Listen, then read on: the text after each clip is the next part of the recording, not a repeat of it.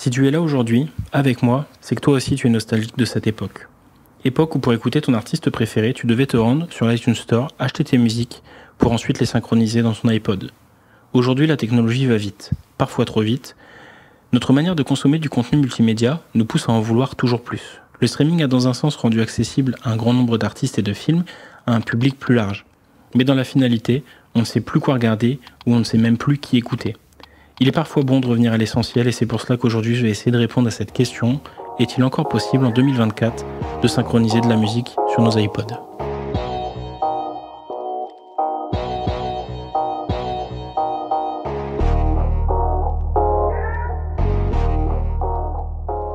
Et donc pour réaliser cet essai, on va se mettre directement sur le Mac. Donc j'ai pris mon MacBook ici, donc c'est un MacBook Pro plus M2. Comme iTunes n'est plus disponible, je vais essayer de le faire du coup avec Apple Music et j'ai du coup un iPod classique pour pouvoir faire cet essai et aussi un iPod Touch qui est juste ici sur lesquels on va essayer de synchroniser. Et donc au niveau de l'iPod Touch, on est sur un iPod qui est du coup remis à zéro, il n'y a pas du tout de musique à l'intérieur. J'ai le petit câble qui va bien également. Et ce câble-là, on va le brancher directement. Alors, c'est de l'USB-A. On va le mettre avec le petit adaptateur sur le Mac. Hop. Et on va essayer avec l'iPod Touch pour commencer. Au niveau du Mac, donc si je me rends sur Finders, on voit que l'iPod est ici, il est connecté. Donc, ça ressemble à ça. Au niveau des musiques, on peut synchroniser du coup des musiques. Mais là, on voit que j'ai pas du tout de musique à l'intérieur. Donc, du coup, ce qu'on va faire, c'est on va aller sur Apple Music et importer des musiques dans Apple Music directement. Donc j'ouvre musique, je vais sur fichier, importer, et j'avais du coup quelques albums juste ici. Donc j'avais Day One, La Menace Fantôme, The Slim Shady, donc je vais tout importer directement. Donc les autres du coup n'apparaissent pas parce que je les avais déjà de mon côté. Et on voit que l'iPod aussi apparaît sur musique directement. Il est là. Et est-ce que je peux peut-être synchroniser depuis musique directement, réglage de synchronisation, ils sont là. Synchroniser de la musique et là on voit que les artistes sont ici, donc je peux choisir lesquels je veux. Donc il y a bien les 4 albums que je viens d'appliquer. Donc on a bien les 4 albums que je viens d'ajouter qui sont directement dans Apple Music. Donc là je vais pouvoir lancer la synchronisation et la synchronisation est en train de se faire. Donc sur l'iPod, hop, je déverrouille, je vais dans musique et là, hop, on voit que j'ai les albums qui sont ici, j'ai mes artistes qui sont là avec la musique qui est en train de se synchroniser.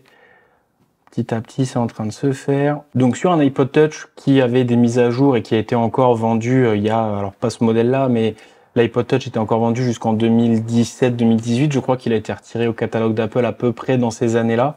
Donc on voit que même en 2024-2025, on peut encore synchroniser de la musique grâce à l'application du coup Apple Music, l'application musique de streaming. Si vous avez des albums, vous de votre côté, que vous avez comme moi exporté en version MP3, hein, j'ai mon petit lecteur avec moi qui est dans le bureau, sur lequel j'ai mis le CD, j'ai fait un export du coup des sons pour les avoir en fichier numérique MP3 pour pouvoir créer des albums et les transférer directement sur mon iPod.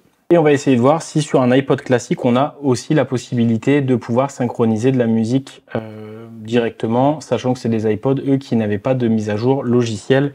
Donc on va regarder ça tout de suite. Donc l'iPod classique est aussi connecté au Mac. Le Mac l'a reconnu de son côté. Donc là, c'est un iPod qui m'a été prêté par un ami qui s'appelle Jean. Donc merci à toi de me prêter cet iPod pour pouvoir faire mon test. Et on retrouve du coup le même menu. Et donc je vous ai dit une petite bêtise avant, parce qu'on voit qu'on a une mise à jour qui peut se faire directement depuis l'ordinateur. Donc là, est-ce que son iPod est à jour? Tout à fait, l'iPod de Jean est à jour. Donc ça, c'est une bonne nouvelle. Et au niveau des musiques, on va pouvoir aussi synchroniser. Alors là, ça nous dit quoi? Voulez-vous vraiment supprimer la musique, les films, les séries présents sur cet iPod pour synchroniser avec votre bibliothèque? Bah écoutez, pour le coup, je vais pas le faire parce qu'il a pas mal de musique à l'intérieur, donc j'ai pas envie de lui supprimer toute la musique qu'il a. Voilà, juste pour faire un test.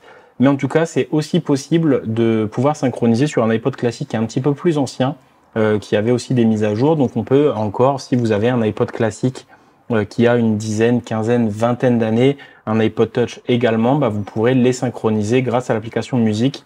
Si vous avez téléchargé les fichiers de manière digitale, que ce soit pas du streaming, il faut que vous ayez vraiment en possession les albums et les musiques de votre côté pour pouvoir faire cette synchronisation sur votre iPod.